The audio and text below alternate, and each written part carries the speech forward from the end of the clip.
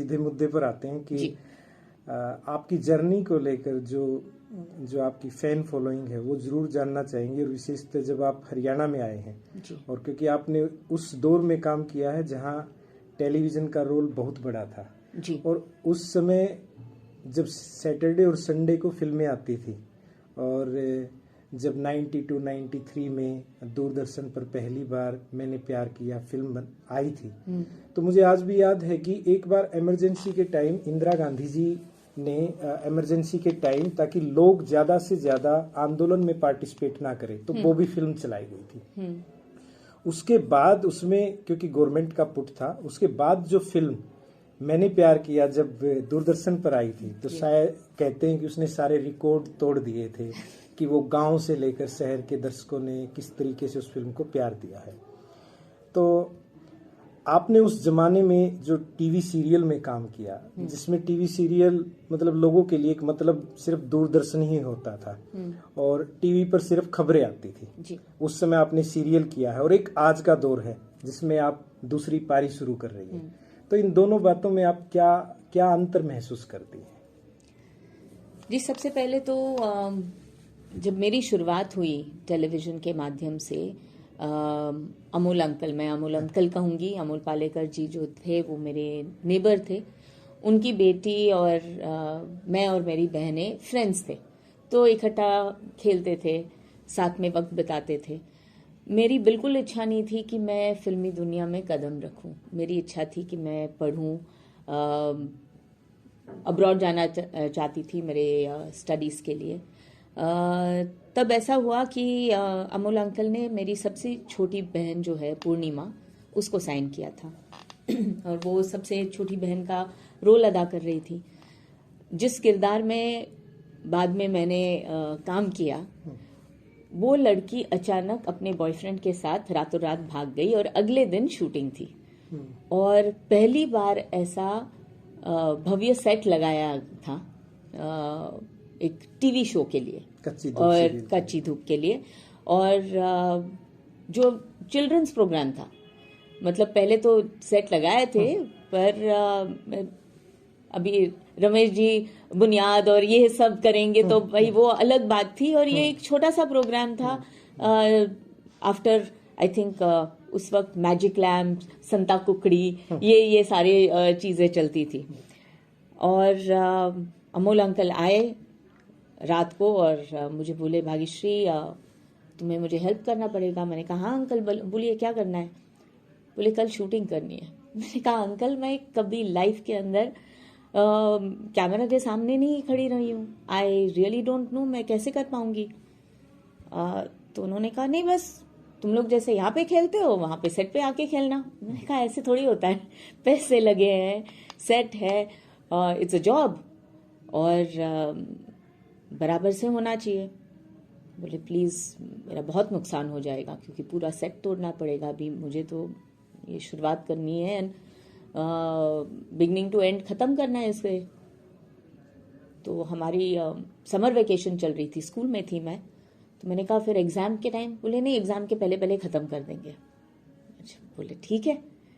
वो चले गए। मेरे पापा ने मुझे बुलाया, बोले बेटा ये एक अपॉर्चुनिटी है देखने को कि अगर तुम्हें ये फील्ड अच्छी लगती है क्या, पर तुम जब जाओगी तो महज सिर्फ एक्टिंग मत करना, सेट पे क्या होता है वो सीखना। एक कला होती है जिसमें बहुत सारे लोग इन्वॉल्व होते हैं जी। आज भी जब आप मैंने प्यार किया कि जिक्र करते हैं और बहुत सारी ऑडियंस और बहुत सारे मेरे फैंस आके बोलते हैं कि आपके कारण ये फिल्म हिट हुई, तो मैं ये उनको बताना चाहती हूँ कि एक फिल्म की कामयाबी में सबका उतना ही श्रेय और उतना ही हाथ होता है जितना कि जो पर्दे पे किरदार दिखते हैं जी बिल्कुल।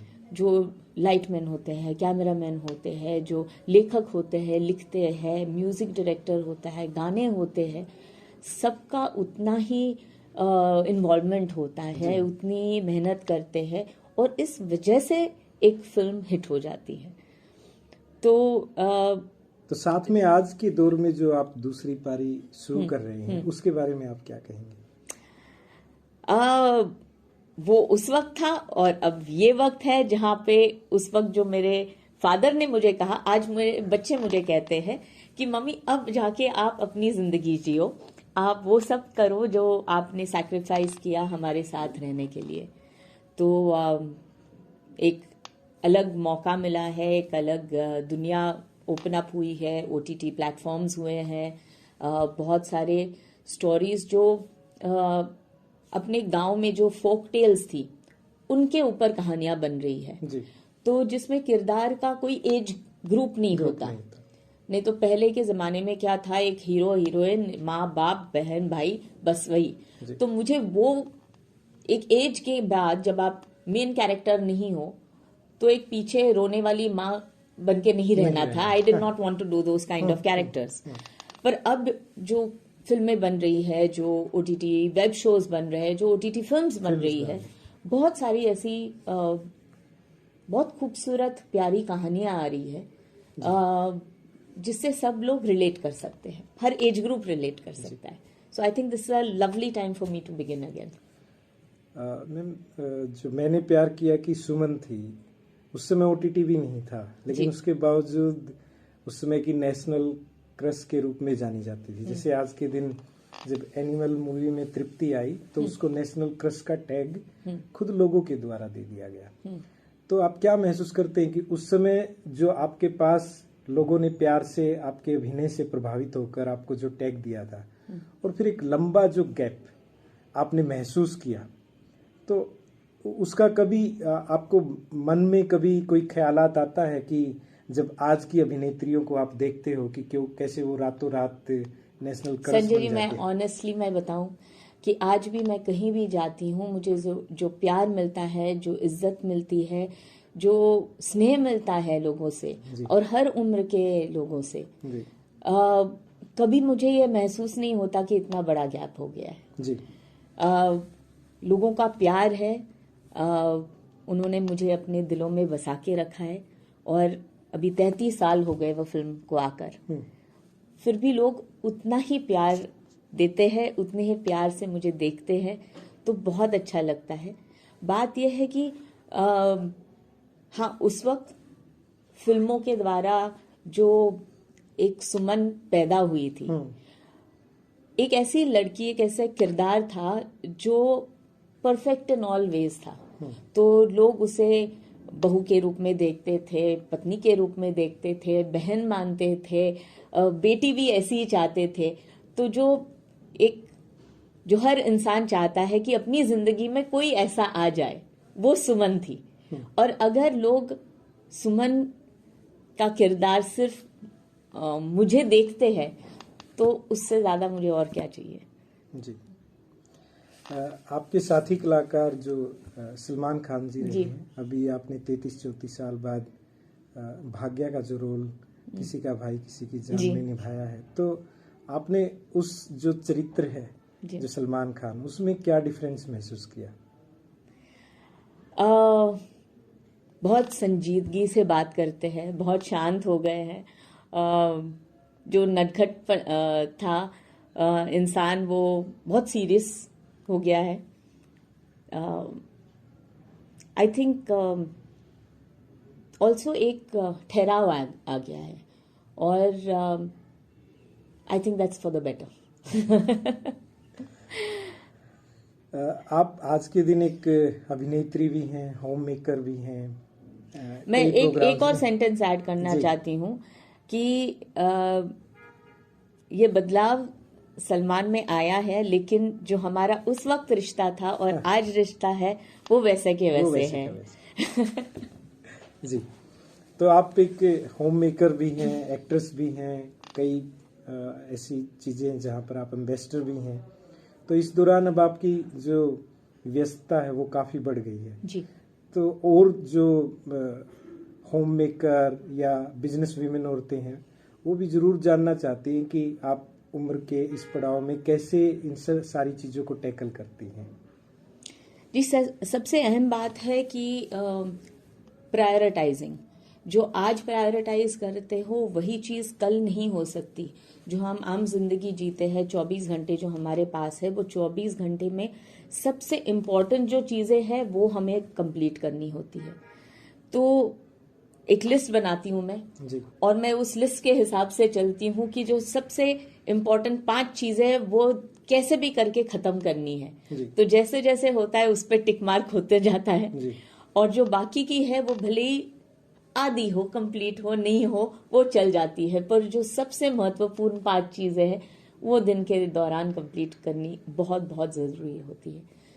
ये रही काम की बात। और जैसे वो काम की 5 चीजें होती है वैसे ही फैमिली की 5 चीजें होती है। तो वो 5 चीजें में बहुत जरूरी है कि मैं मेरे हस्बैंड के साथ, मैं मेरे बच्चों के साथ, मेरे इन लॉज के साथ और मेरे माँ बाप के साथ, इन लोगों के साथ कुछ वक्त बिताऊं, या तो कुछ बात करूं, अगर मैं नहीं हूं तो फोन के जरिए बात करूं, लेकिन वो कनेक्टिविटी रहना जरूरी है।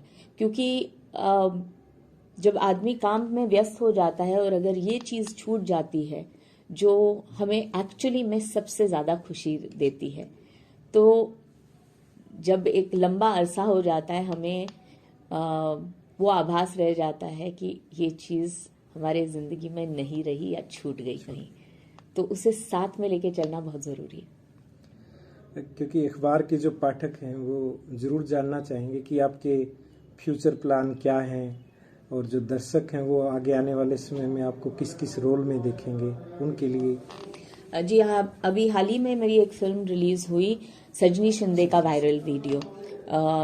क्रिटिकली उसको बहुत एक्लेम मिला।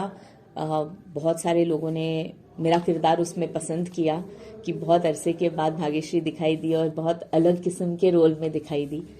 फिल्म बहुत इंटरेस्टिंग फिल्म है क्योंकि आजकल सब लोग सोशल मीडिया पे हैं और सोशल मीडिया का क्या इफेक्ट होता है आम लोगों की जिंदगी में, वो दिखाया गया है।